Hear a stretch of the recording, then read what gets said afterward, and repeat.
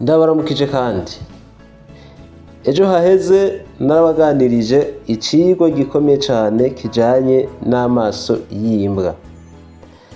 Ndashimira n'abantu ko ico cigwa mwagihanahanye kikagera ku rugero rudasanzwe, aho abantu bose babonye akamaro ka kano katsi kitwa akarura, kakazunguruka hafi Uburundi bwose, eka ndetse nkabona ko kanarenze imbibe, kakaba kariko gafasha abantu benshi cane kandi batandukanye kw'isi. Ivyo rero uwarungitse iyo poste nawe menya ko wabigizemwo uruhara kugira ngo ufashe abantu benshi. Uno musi nashatse kuzana umuti uri express kubijanye n'aya maso y'imbwa. Muze kumviriza neza, muce mwongera murungike kandi kino kiganiro umwe wese arungika aho ashoboye kugira ngo ano maso y'imbwa dushobore kuyatuza, kuko wewe utagwaye uno musi ku mugoroba ushobora kuyagwara, canke mu gitondo ukayagwara, canke nyuma y'isaha ukayagwara. Abanyeshuri hirya no hino kumubona bataha amaso abarembeje. Rero iki ni igikorwa c'umuntu uwo ari we wese, kuko ni ikintu dushobora kwandura umwanya uwo ari we wose. Mwumvirize uko akwiye gutuzwa nuko dukwiye gukoresha kano gati ngiye kubabwira, koroshe cane no kwitegurira, maze ukasezera burundu. Incuro zitatu gusa ushizemwo uwo muti, ayo maso akaba arakize completement, kandi ntihongera kugufata yakuvuyeko agenda agiye.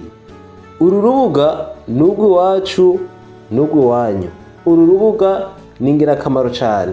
Ukaba utarakora subscribe, banza urabe ahantu kuri rubuga handitse ngo suivre canke follow canke s'abonner, ufyondeko n'urutoki gusa, aho uza kuba uhejeje guterera runo rubuga, maze mu gufasha abandi bobarungikire gusa kugira nabo baze barifashisha kuno muti tubabwira. Uti rero bakora gute kano kantu k'ubwenge? Aka koko gasumba kajya nababwira ubwa mbere, kuko koko ni express. Ushiramo incuro zitatu ubuhejeje uca wiraramira. Rondera igitunguru gitukura, maze ukizane ugisye n'akarapeze, ugisye ucushira mu gakombe. Uhejeje ucuzana indimu uyikate yose. Indimu uce ukanyiramo, ukanyira mu gasahani canke mu kantu washizemo ibitunguru. Uhejeje ucuzana ino sukari imeze uko, iyi sukari y'amabuye benayo yera, urabona aba ari nk'ikibuye kimwe kimwe. Uca utora ibuye rimwe ryayo uce ushira mwayo mazi, hanyuma uca urindira iminota nka 20. Iminota 20 heza uca uminina neza, uca ushira mu gacupa nkaka, hanyuma uze uratonyezamo intonyi imwe imwe mu jisho rimwe rimwe.